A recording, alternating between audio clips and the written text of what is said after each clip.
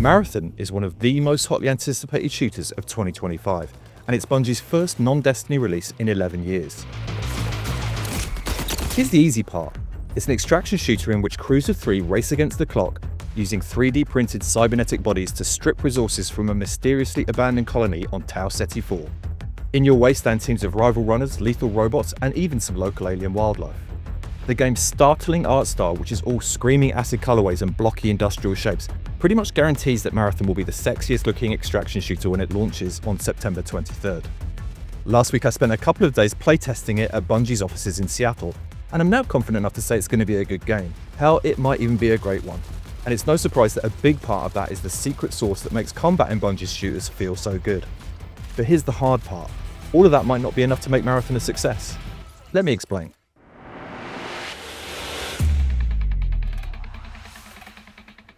Marathon is not an easy game. In fact, it often feels downright harsh.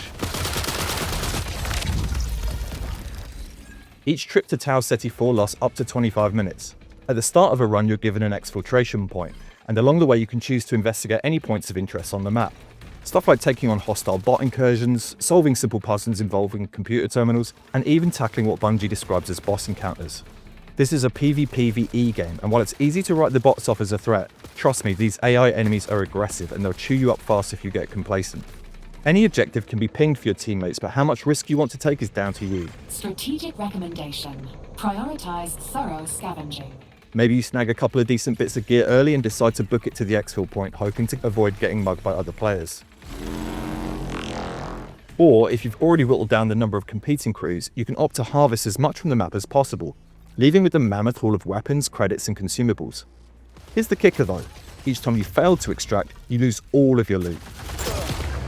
That punishment isn't unusual for an extraction shooter, which are inherently brutal by design, but even Souls-like games gives you one chance at getting your gear back. Marathon doesn't do anything to tell you when you're the last team standing, so with imperfect map knowledge, the threat of encountering other players remains a constant tension. My adrenaline spiked each time I heard the runner spotted warning, especially during the final 30 seconds of a run when you're posted up around the extraction flare waiting for rescue.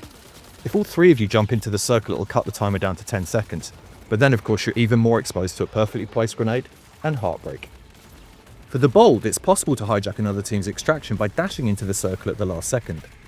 Down players can even claw their way into the radius provided the other team doesn't make a kill shot. The Faustian pact of Marathon's risk-reward dynamic is that each time you make it out feels spectacular, but those late losses, they're heartbreaking. Arguably even worse are the runs where you spend 10 minutes gathering gear only to get team wiped while barely registering a shot. The emotional result is that Marathon's highs are mountainous, but the lows can feel like you're at the bottom of the Mariana Trench. Bungie says the expected survival rate on a typical map is under 50%, which means even good players can expect to die. A lot. Failure is baked into the genre's DNA, which I worry is going to see a lot of unfamiliar casual players bounce straight off Marathon.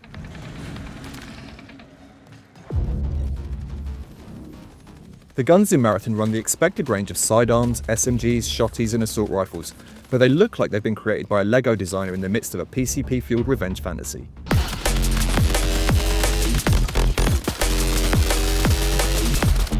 As far as I could tell, there was little in the way of alt-fire modes or other wacky options, with machine guns and railguns representing the only heavy-hitting options.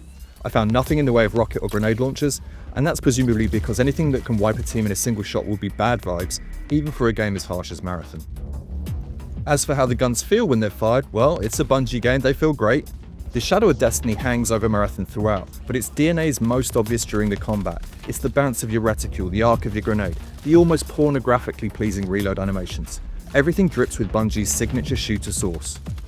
Marathon's base time to kill is punchy because the studio doesn't want players to win fights just because they outgear their opponents. If I get the drop on you, I need to be able to put you down even if you're rocking a purple tier shield. During the Marathon reveal stream, Bungie announced signups for the alpha test, which will include 4 runners to play, with a further 2 coming at launch. You can think of runners as being akin to classes. Each has a prime and a tactical ability plus 2 traits, making for genuinely distinct playstyles and real consideration when it comes to team comp. During my visit, I bounced between all 4 runners. Glitch is the high mobility option that will feel most familiar to Destiny veterans, while Locus is your generic beefcake whose shield tactical and damage focused prime make him a strong, if somewhat boring choice. In all my runs, having a Blackbird on the team felt essential. Her Echo Pulse Prime pings a large radius, highlighting enemies for teammates. Even cooler is her interrogate ability, which enables you to perform a finisher on a wounded runner that simultaneously reveals the location of their remaining crew. You show me a team that doesn't want wall hacks, I'll show you 3 losers. I found myself gravitating most towards Void, who's Marathon's resident edgelord. The ability to go invisible on demand is a great way to open engagements against other runners, and it has a generous 15-second duration that only breaks temporarily when you fire your weapon. His smokescreen prime is also clutch when it comes to reviving teammates, or as an insurance policy during exfils. The focus on 3-player crews encourages a good tactical flow. If one player is downed, another can handle the revive while the third provides cover. The format also lends itself to simple positional strategy. One of the more skilled teams in our session ran 2 aggressive attackers with their final player hanging back with precision weapons, making easy picks. Clearly map knowledge is going to be a major determinant when it comes to Marathon's skill ceiling.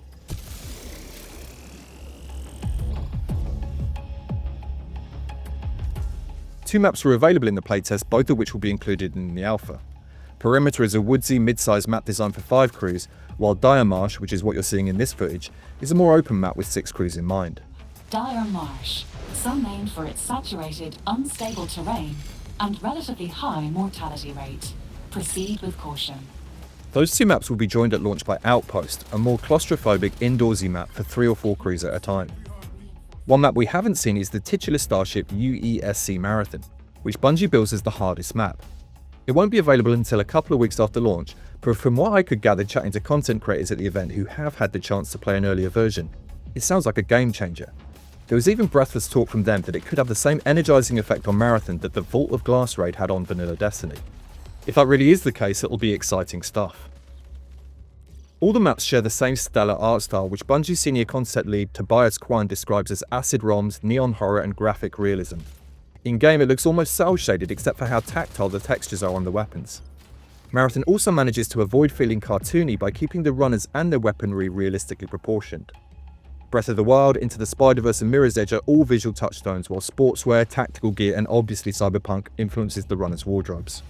As with everything in Marathon, there's a delicious sense of menace under the surface, which is enhanced by an eerie soundtrack that fizzes with digital distortion. In my mind, everything looks so blocky and mismatched because the ability to mass fabricate anything in 2893 has made almost everything disposable, including your own body. On the surface of Tau Ceti 4, you will actually encounter extraterrestrials in the form of scuttling red ticks. They're easily dispatched, and sometimes you'll also need to destroy their nests in order to complete a contract for a faction. You can work for multiple factions at a time in Marathon, but you can only have one active contract. Earning rep will unlock a faction's passive perks, like being able to buy a specific item from the game's black market. Picking up a bigger backpack is an early priority because in the current build, the essential items you need to bring on each run, 2 types of ammo, shield boost, med patches, take up too much inventory space. The result is that it feels like you're faced with Sophie's choice each time you loot a locker in Marathon way too early on in the maps. Some of these faction contracts are locked to specific maps, which may help prevent one map becoming the de facto community favourite while others are left to rot.